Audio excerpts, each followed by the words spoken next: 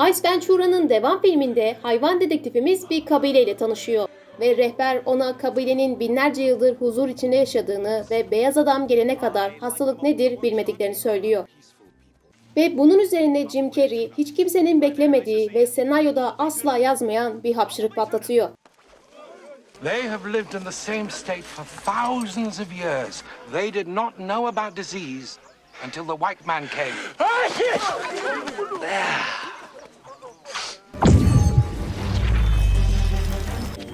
Out of my way, Dorcupine. Dorcupine? Really clever. The Cable Guy filminde Jim Carrey'nin canlandırdığı karakter peltek bir şekilde konuşuyordu. Dövüş sahnesi sırasında ise Jim Carrey peltek bir şekilde konuşması gerektiğini unutuyor. Ve bunu fark ettiğinde sahneyi kesmek yerine şöyle bir doğaçlama yapıyor. You're gonna have to do better than that, Steven. Steven? Steven! My lisp is gone! Grinch filmindeki bu sahnede Jim Carrey'nin masa örtüsünü masadaki her şeyi devirmesi için çekmesi gerekiyordu. Fakat Jim Carrey masa örtüsünü o kadar muazzam bir şekilde çekmişti ki masadaki hiçbir şey neredeyse kıpırdamamıştı bile.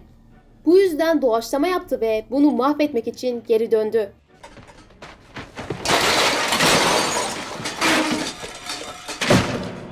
Call everybody on this list, telling them immediately. Attack, okay? Jim Carrey ile özdeşleşmiş bir film Maske. Ipkiss çaldığı paraları Frisbee ile saklamaya çalışırken köpeği Milo gelip Frisbee'yi yakalıyor. Bu aslında planlanmamış ve Jim Carrey Milo'nun bu tepkisine karşı doğaçlama yaparak sahneyi bu şekilde tamamlamış. I'm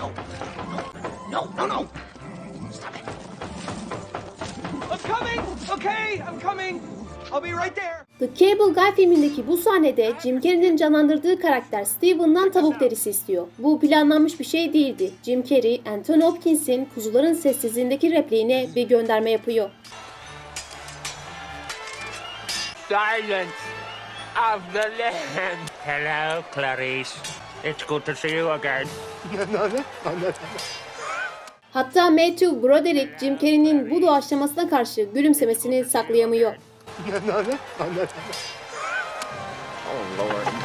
Salak ile Avanak filmindeki bu sahnede Jim Carrey'nin karakteri Lloyd atıştırmalık almak için markete uğruyor ve dışarı çıkarken iki adamla karşılaşıyor. Hey, guys! Oh, big gulps, huh? All right. Well, see you later. Yönetmen bu sahnenin tamamen tesadüf olduğunu, iki adamın aslında figüran olmadığını, sadece çekimleri izlemek için orada olduklarını ve onları çekmeye karar verdiğini anlatıyor. Jim Carrey ise dışarı çıkıp iki adamla konuşuyor. Hatta onları konuşturmaya çalışıyor. Çünkü eğer konuşurlarsa stüdyo onlara figüran olarak değil, konuşan aktör olarak ödeme yapmak zorunda kalacaktı.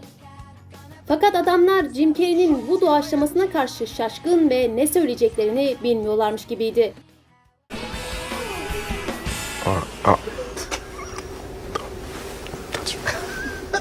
Bay Ventura ile araba yolculuğu.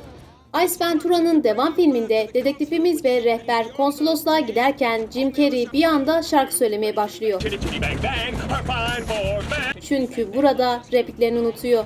Chitty bang bang, chitty chitty bang bang, chitty bang bang, yeah! Rehber Greenwald'u canlandıran Ian McNeice ise Jim Carrey'nin aniden şarkı söylemesine karşı tepkisini gizleyemiyor ve en sonunda o da gülüyor.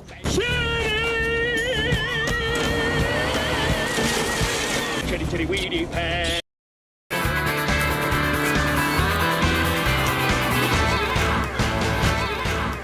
The Truman Show'da Truman'ın sabunla aynaya bir uzay gemisi çizdiği sahne aslında Jim Carrey'nin gerçek hayattaki sabah rutinlerinden biriymiş. Carrey evde sık sık sabunla maskeler veya kıyafetler çizip yüzünü bunların üzerine eklermiş. Ve filmde Jim Carrey'nin doğaçlamasıyla aynaya bir gezegen çizip adını Trumania olarak ilan etmek Truman karakterine epeyce uymuştu. Proclaim this planet Trumania of the Burbank Galaxy. Eternal Sunshine of the Spotless Mind. Eternal Sunshine of the Spotless Mart'ta. Edenler siparişini edenler eden bunlar sanma sakın. Eternal Sunshine of the Spotless Mind. Ne? İşte bu filmde Joe ve Clementine'ın sirkin sokaklarda geçişini izlediği sahne, film ekibi ve oyuncu kadrosunun yakınlarda çalışıyor olması ve yönetmen Michel Gondry'nin bunun filmde iyi duracağına karar vermesi üzerine o an uydurulmuş. Aslında metroda bir sahne çekiyorlarmış ve aniden şehrin ortasından geçen sirkin sesini duymuşlar. Clementine'ın aniden ortadan kaybolduğu bölüm yönetmenin filmdeki en sevdiği anlardan biriymiş. Çünkü Jim Carrey, Kate Winslet'ın ortadan kaybolacağını bilmiyormuş. Ve yönetmen bunu Carrey'nin yüzünün çok üzgün görünmesi nedeniyle beğenmiş.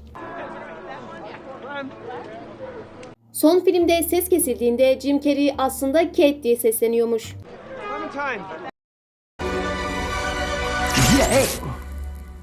Sonic filminde Jim Carrey'nin doğaçlama yapmasına baştan izin verilmiş ve çekimlerin sonunda Carrey karakterinin ne kadarının senaryoya uyduğundan emin bile değilmiş. Dr. Robotnik, Sonic'in tüylerinden birini analiz ederken Jim Carrey bu dansı ve koreografiyi o an doğaçlama yapmış.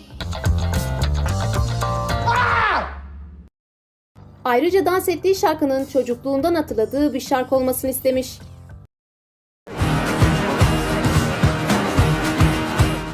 Salak ile Bana filmindeki dünyanın en sinir bozucu sesi, Hey, want to hear the most annoying sound in the world? bu senaryoda falan yazmıyormuş. Jim Carrey bunu çekimler sırasında o an doğaçlamış.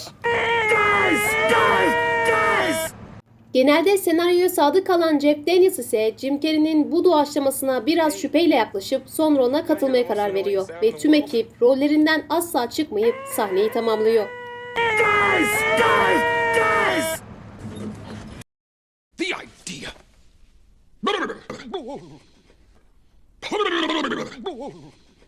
Talihsiz Serüvenler dizisi filminde bir dizi talihsiz olaylar yaşanmış.